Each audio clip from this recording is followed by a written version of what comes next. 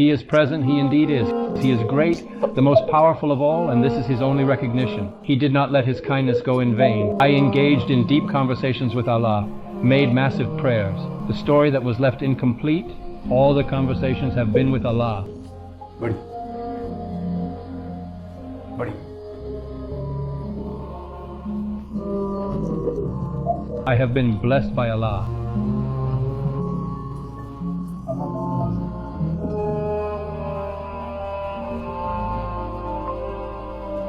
Allah is self-sufficient, meaning He listens a lot.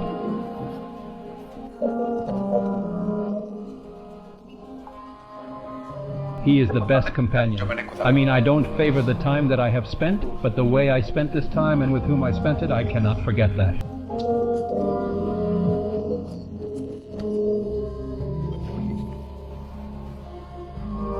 It was my Allah.